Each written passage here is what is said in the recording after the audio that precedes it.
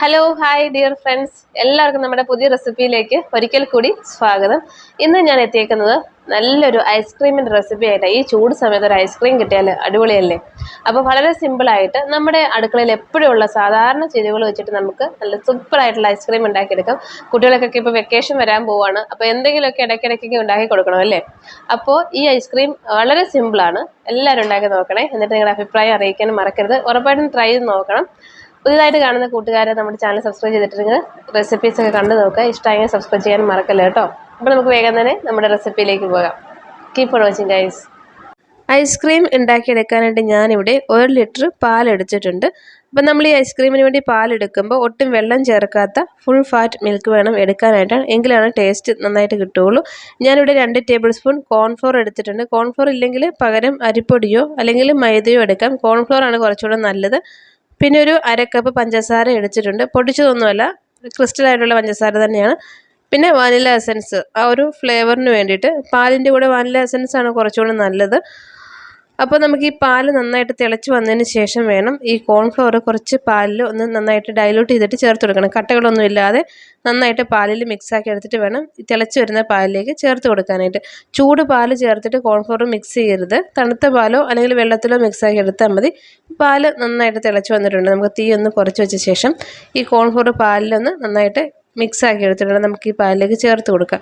ഈ കോൺഫ്ലോർ ചേർത്ത് കൊടുത്തതിന് ശേഷം നന്നായിട്ട് ഇളക്കി കൊടുത്തുകൊണ്ടിരിക്കണം. കാരണം അടിയിൽ പിടിക്കാനുള്ള സാധ്യതയുണ്ട്. അതുകൊണ്ട് ഇടയ്ക്കിടയ്ക്ക് ഇതുപോലെ ഇളക്കി കൊടുത്തുകൊണ്ടിരിക്കണം.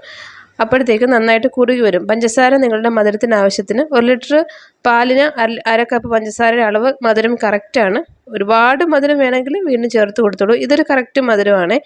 പഞ്ചസാരയൊക്കെ നന്നായിട്ടൊന്ന് മെൽറ്റായിട്ട് വന്ന് ഈ കോൺഫ്ലോറും നന്നായിട്ട് കുറുകി വരണം. കോൺഫ്ലോറിന് ചെറിയൊരു വെവുണ്ട്. ഞാനൊരു 1 ടീസ്പൂൺ വാനില എസൻസ് ചേർത്ത് കൊടുക്കുകയാണ്. നന്നായിട്ട് ഇളക്കിയെടുക്കാം. തീ കൂട്ടി വെക്കരുത്.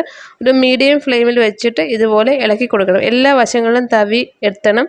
നന്നായിട്ട് ഇളക്കി കൊടുക്കണം. അതല്ലാന്നുണ്ടെങ്കിൽ അടിയിൽ പിടിച്ചിട്ട് കരിഞ്ഞിട്ടുള്ള ടേസ്റ്റ് വരും. അപ്പോൾ ഐസ്ക്രീമിൻ്റെ ആ ടേസ്റ്റ് മുഴുവനും അങ്ങോട്ട് പോകും. അതുകൊണ്ട് ഇത് കുറുകി വരുന്നവരെ ഒരു 5-6 മിനിറ്റ്സൊക്കെ ഇളക്കി കൊടുത്താൽ മതി. അപ്പോഴത്തേക്ക് ഇത് കുറുകിയിട്ട് അതിൻ്റെ പച്ച ടേസ്റ്റൊക്കെ ഒന്ന് മാറി വരും. ഇളക്കുമ്പോൾ തന്നെ ഇത് കുറുകി വരും കേട്ടോ. ഇപ്പോൾ കണ്ടോ, ഇപ്പോൾ തന്നെ കുറുകി വരുന്നുണ്ട്.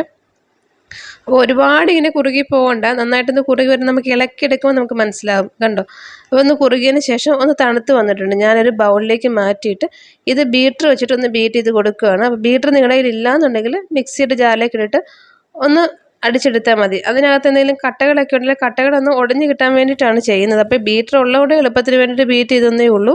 ബീറ്റർ ഇല്ലെങ്കിലും പ്രശ്നമില്ല. മിക്സിയിൽ ഞാൻ പറഞ്ഞ പോലെ ഒന്ന് അടിച്ചെടുത്താൽ മതി. ഞാൻ പിന്നെ ഇവിടെ കുറച്ച് ക്രീം എടുത്തിട്ടുണ്ട്. വിപ്പിംഗ് ക്രീമോ ഫ്രഷ് ക്രീമോ അല്ലെങ്കിൽ മിൽക്ക് മെയ്ഡോ ഏത് വേണമെങ്കിലും എടുക്കാം. ഒരു ടേസ്റ്റിന് വേണ്ടിയിട്ട് പുറത്തുനിന്നൊക്കെ കിട്ടുന്ന ആ ഒരു ടെക്സ്ചർ കിട്ടാൻ വേണ്ടിയിട്ട് കുറച്ച് ക്രീം എടുത്തുവെന്നേ ഉള്ളൂ. നിങ്ങളുടെ കയ്യിൽ ക്രീം ഇല്ലയെന്നുണ്ടെങ്കിൽ ഈ നമ്മളുണ്ടാക്കിയെടുത്ത കോൺഫ്ലോറിൻ്റെയും പാലിൻ്റെയും മിക്സ് മാത്രം മതി.